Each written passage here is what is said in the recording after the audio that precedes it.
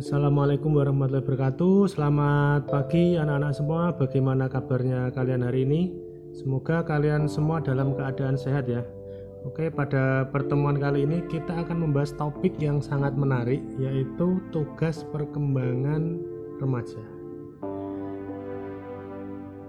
Langsung saja. Tujuan dari bimbingan kali ini yaitu nanti diharapkan peserta didik memahami apa saja tugas-tugas perkembangan pada masa remaja, kemudian dapat menjalankan tugas-tugas perkembangan dengan baik, serta memahami dampak jika gagal menjalankan tugas-tugas perkembangan pada masa remaja. Yang pertama kita akan membahas dulu tentang pengertian remaja. Nah, remaja ini seperti apa? Ayo yang tahu remaja itu apa. Menurut Harlock, jadi banyak sekali pakar psikologi perkembangan, tapi saya mengambil salah satu ahli psikologi perkembangan yaitu Harlock, mendefinisikan masa remaja adalah masa transisi perkembangan antara masa kanak-kanak dan dewasa. Umumnya dimulai pada usia 12 atau 13 tahun dan berakhir pada usia belasan tahun atau awal 20 tahunan. Nah, remaja awal biasanya terjadi pada usia 13 sampai 16 tahun, kemudian remaja akhir biasa terjadi pada usia 17 sampai 21 tahun. Yang penting tugas-tugas perkembangan pada masa remaja ini apa tahu, dan manfaat serta dampaknya jika gagal mencapai tugas perkembangan tersebut. Yang pertama yaitu mampu menerima keadaan fisik. Nah, pada masa remaja tentu ada perubahan fisik mulai dari tumbuh jakun, kumis, jerawat, suara menjadi berat dan lain-lain. Nah, manfaatnya jika kita bisa menerima keadaan fisik kita, itu kita akan menjadi percaya diri tentunya. Kemudian dampaknya jika kita tidak bisa mencapai tugas perkembangan ini, menerima keadaan fisik ini, nanti dampaknya tidak pede, kemudian cenderung minder dan introvert. Nah, jadi pada masa remaja ini tugas yang kalian lakukan yaitu mampu menerima keadaan fisik. Ya, paham ya sampai sini ya. Kemudian yang kedua, mampu membina hubungan baik dalam kelompok. Manfaat apa toh yang kita peroleh dari membina hubungan baik dengan kelompok? Nah, tentunya kita tidak selalu bergantung pada orang tua. Kita harus mulai membina hubungan dengan orang lain, entah itu dengan teman, dengan kelompok. Nah, manfaatnya apa? Kita memiliki teman yang banyak. Kita juga tidak selamanya kerja individu. Kita juga nanti kalau kerja bisa kerja dengan tim atau kerja dengan kelompok. Kemudian dampaknya, jika kita gagal membina hubungan baik dalam kelompok, kita tentu tidak memiliki teman, pergaulan sedikit, kemudian bisa salah pergaulan. Jangan sampai. Jadi membina hubungan baik dalam suatu kelompok ini juga tugas perkembangan yang harus kalian lalui, harus kalian kuasai. Yang ketiga yaitu mencapai kemandirian emosional. Nah, pada minggu kemarin kita sudah membahas tentang jenis-jenis kemandirian. Salah satunya yaitu kemandirian emosional. Ini sudah dijelaskan ya kemarin ya. Jadi mandiri emosi itu berarti kita bisa mengelola emosi kita sendiri, tidak bergantung pada orang lain atau orang tua. Misal tidak mudah nangis, tidak mudah baper, tidak mudah marah, tidak nesunan, tidak ngambekan. Manfaatnya apa? Kalau kita bisa mengendalikan, menguasai kemandirian emosi, kita akan dapat bergaul dengan orang lain dengan baik. Itu ya, kalau kita tidak bisa atau gagal mencapai kemandirian emosi, kita akan selamanya menjadi anak-anak. Ya, yang keempat, mencapai kemandirian ekonomi. Ya, ini kemarin juga kita bahas kemandirian ekonomi, yaitu kita dapat salah satu contohnya yaitu dapat hidup hemat atau dapat karena masih sekolah belum memiliki penghasilan, kita bisa mementingkan, misal dapat uang saku, kita bisa mementingkan mana yang lebih dulu diprioritaskan. Misal punya uang 10.000 ya jangan dihabiskan untuk jajan semua. Nah, manfaatnya kita banyak ya, tentu kalau kita tidak memiliki kemandirian ekonomi, kita juga selamanya akan menjadi anak-anak. Itu ya. Yang kelima yaitu kita dapat mengembangkan keterampilan intelektual. Ya, ini kemarin juga kita bahas kemandirian intelektual, tapi yang poin 5 ini keterampilan intelektual. Hampir mirip sih. Manfaatnya yaitu wawasan kita menjadi luas. Kemudian kita juga menjadi pandai, karena pada masa remaja intelektual kita harus benar-benar kita kembangkan.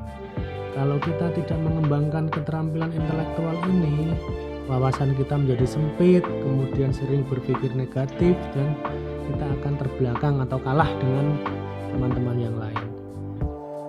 Gitu ya. Kemudian yang keenam, menerima dan memahami peran sosial pria dan wanita. Lah, ini penting sekali ini.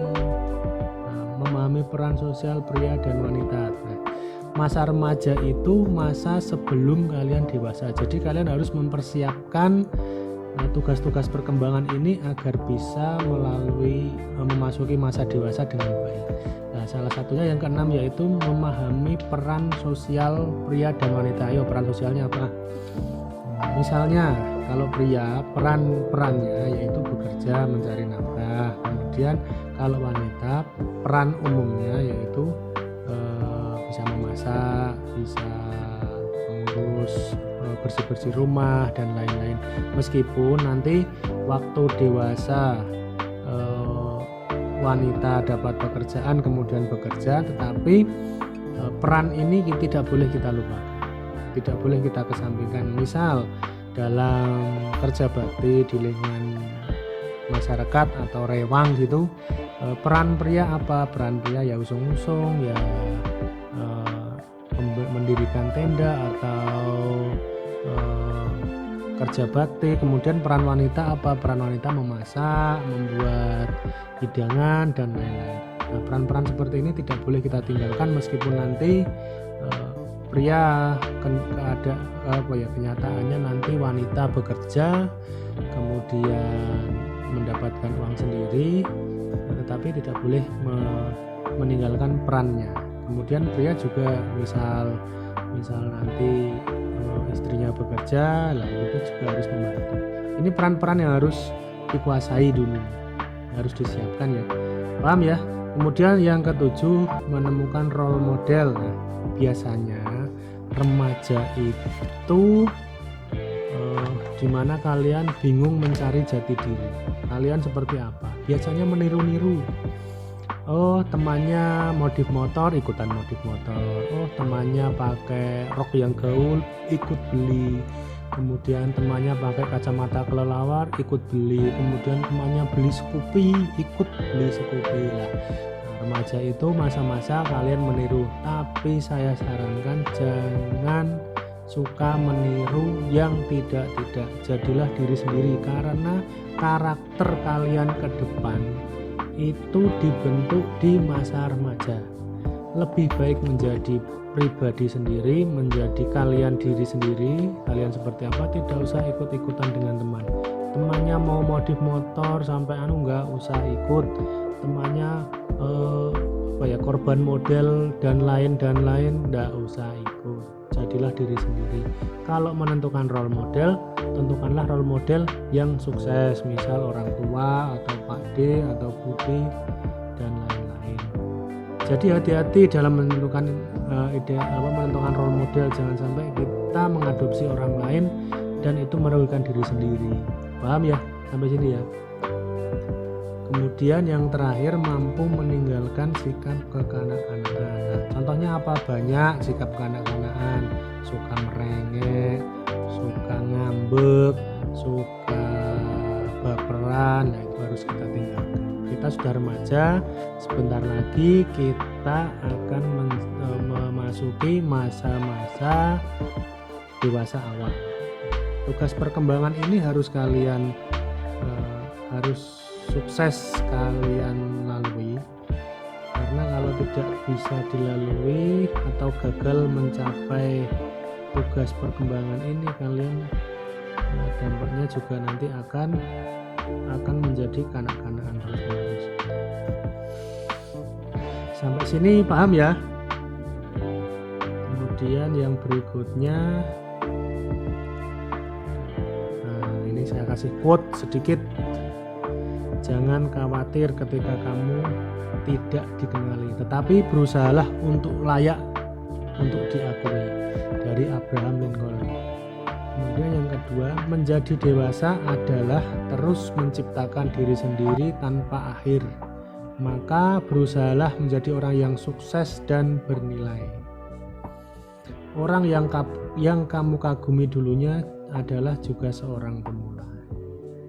Oke, begitu dari Pak Nur mengenai tugas perkembangan pada masa remaja. Jadi sangat penting sekali kalian harus mencapai tugas-tugas perkembangan yang Pak Nur sampaikan tadi, agar karakter kalian terbentuk dengan baik dan dapat memasuki masa dewasa dengan baik.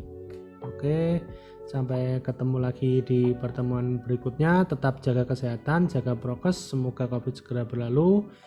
Wassalamualaikum warahmatullahi wabarakatuh.